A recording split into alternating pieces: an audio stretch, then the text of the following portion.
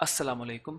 मेरा नाम मोनिस उस्मान है and welcome to another topic of how to build a micro PL business with Daraz in Pakistan. हमारा जो सेकंड टॉपिक है वो है बेसिकली गेटिंग स्टार्टेड विद दराज डॉट पी के। कैसे आप दराज से अपना स्टोर खोलेंगे, कैसे आप एक सेलर बन सकते हैं, क्या डॉक्यूमेंटेशन रिक्वायर्ड है और क्या फॉर्मेलिटीज़ रिक्वायर्ड हैं ताकि आपका अकाउंट खुले and you can start selling on दराज। तो स्टार्ट करते हैं। सबसे पहले जान लेते हैं कि डॉक्यूमेंटेशन क्या रिक्वायर्ड है। अकाउंट खोलते वक्त ये चीज़ें आपके पास पहले से मौजूद होनी चाहिए, क्योंकि जब प्रोसेस स्टार्ट होता है तो you have to enter these details. दो टाइप के अकाउंट होते हैं, personal and business. Personal if you're individual, अगर आप इंडिविजुअल लेवल पे काम कर रहे हैं, कोई प्रोडक्ट खरीद के बेच रहे हैं होलसेलर से, डीलर से, तो आप पर्सनल साइनअप करेंगे। If you have a business, अगर आप मैन्युफैक्चरर हैं, आप इंपोर्ट करते हैं, तो you can sign up as a business, पर उसके लिए आपके पास एनटीन होना ज़रूरी है। पर्सनल अकाउंट के लिए you need C N I C details. C N I C details होनी चाहिए, प्लस उसका आगे का फ्रंट की तस्वीर और बैक की तस्वीर आपके पास सेव होनी चाहिए, क्योंकि ये आपको at the time of sine up upload करनी होगी।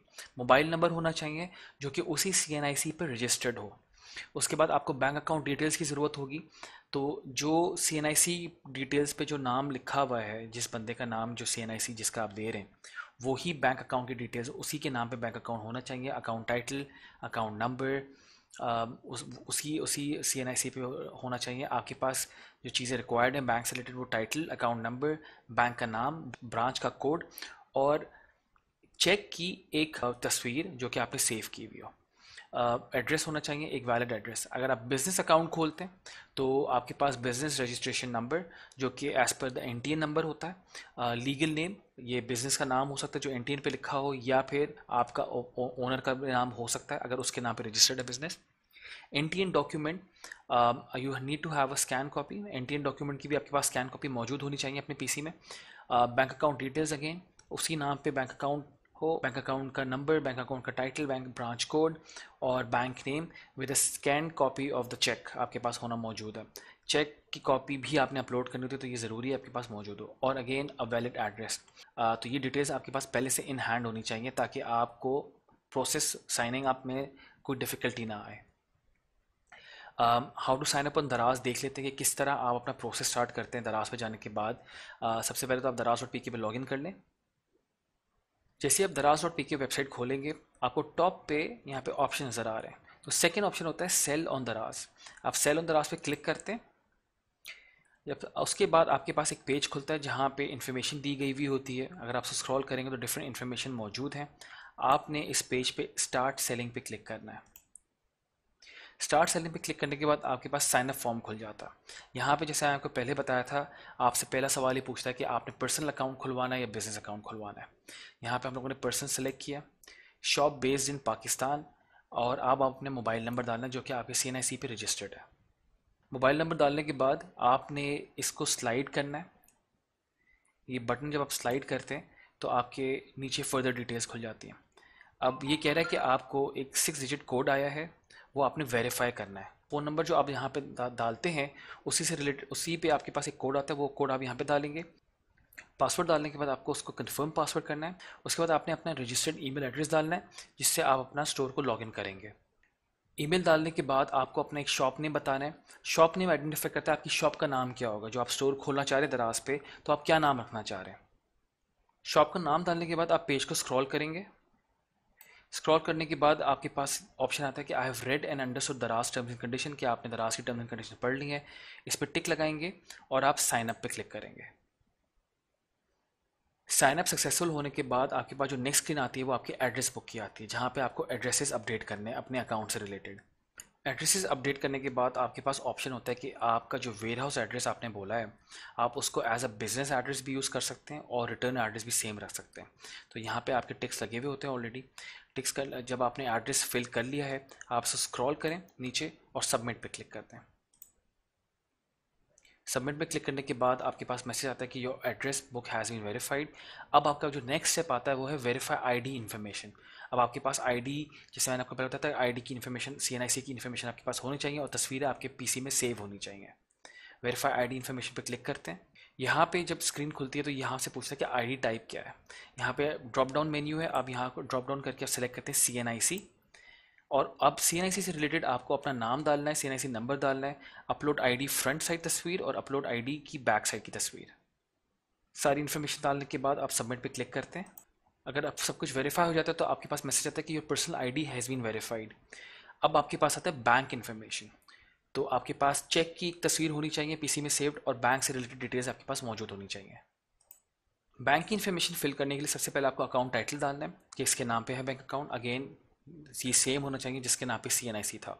अकाउंट नंबर आपको ज़रूरत है, बैंक का नाम और ब्रांच कोड, और चेक की कॉपी आपने अपलोड करनी है। ब्रांच कोड के बारे में अगर आप लोग कंफ्यूज हैं, आप लोग अपनी ब्रांच अपने बैंक कॉल करके अपनी ब्रांच का कोड मालूम कर सकते हैं, वो आपको ईजिली बता देंगे। जब आपने सारी इन्फॉर्मेशन भर ली है, चेक की कॉपी अपलोड कर दी है, आपने फिर सबमिट पे क्लिक करना है। अगर आपकी इन्फॉर्मेशन बिल्कुल करेक्ट होगी तो आपके पास स्क्रीन आती है कि your bank information has been verified. अब आपका अकाउंट जो है वो खुल चुका है, जो कि वेरीफाइड है। जो नेक्स्ट चीज़ आती है वो है अपने आपने प्रोडक्ट्स को अपलोड करना स्टार्ट करना है। तो this is how you actually open your account. Product कैसे अपलोड करने वो हम लोग नेक्स्ट टॉपिक में देखेंगे। ये था छोटा सा आसान प्रोसेस है कि अकाउंट कैसे खुलता है। अकाउंट खोलने के बाद जब आप मेन डैशबोर्ड पे आते हैं अपने दराज सेलर सेंटर पे, तो आपको ये दिखा रहा होता है कि आपने एड्रेस बुक कर लिया है, आपने आईडी वेरीफाई कर लिया, बैंक इन्फॉर्मेशन आपने फिल कर ली है। अब आपको ये कह रहा है कि आपका 75% कंप्लीट है।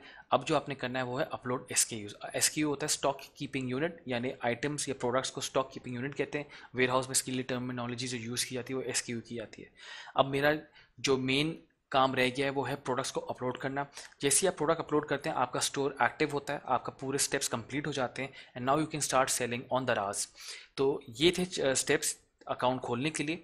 अब थोड़ी सी कुछ चीज़ें देख लेते हैं कि अकाउंट खोलने के साथ साथ जब आप प्रोडक्ट्स अपलोड करें तो और क्या चीज़ें और कौन सी फॉर्मेलिटीज़ आपने पूरी करनी है।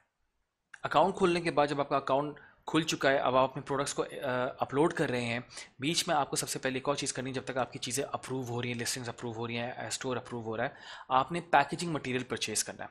दराज के एल्गोरिथम में एक चीज़ है कि जहाँ पे ये दिखता है कि अगर अकाउंट खुलने के बाद सेलर अकाउंट जब खुल जाता है, अगर सेलर पैकेजिंग मटेरियल परचेज करता है तो उसकी सीरियसनेस जाहिर होती है।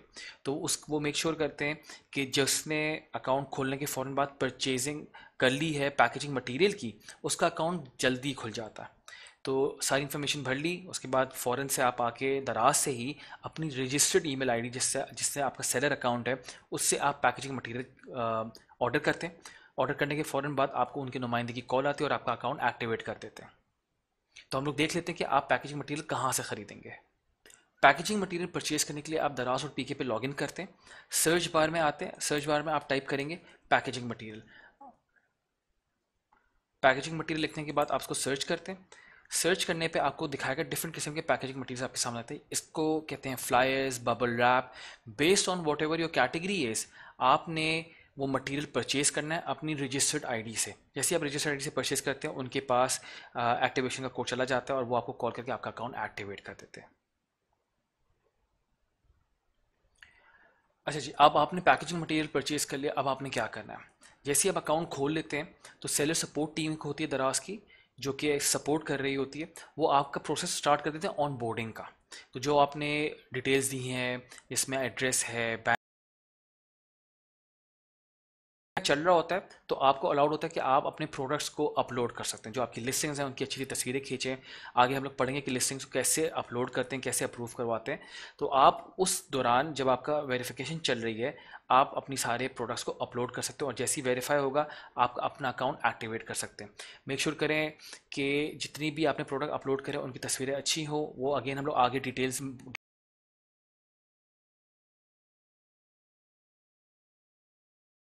डालनी है। ये सारी चीज़ें बहुत इंपॉर्टेंट हैं। जब आपके एक बार अप्रूव हो जाते हैं प्रोडक्ट, वो लाइव आपके दराज पे अपेयर होना शुरू हो जाते हैं। आपको एक चीज़ ध्यान में रखनी है कि जो पैकेजिंग मटेरियल आप ऑर्डर करेंगे उसी रजिस्टर्ड ईमेल आईडी से करेंगे जिससे आपने अपना अकाउंट खोला है। Thank you very much. इस प्रोसेस के थ्रू आप अपना सेलर अकाउंट खोल सकते हैं और दराज पे स्टार्ट कर सकते हैं सेलिंग करना। अगर आपके कोई भी सवालात हैं, आप इसी कम्युनिटी में मुझसे इन टच हो सकते हैं। वहाँ पे अपने सवाल लिखें, वहाँ पे मैं आपको सारे सवालों के जवाब दे दूँगा। अब जो हमारा नेक्स्ट टॉपिक है वो बेसिकली है दराज सेलर सेंटर। जो हम लोग अकाउंट सेलर सेंटर की थी, अब हम उसको डिटेल में देखेंगे सेलर सेंटर है क्या। Thank you very much. Allah हाफिज़।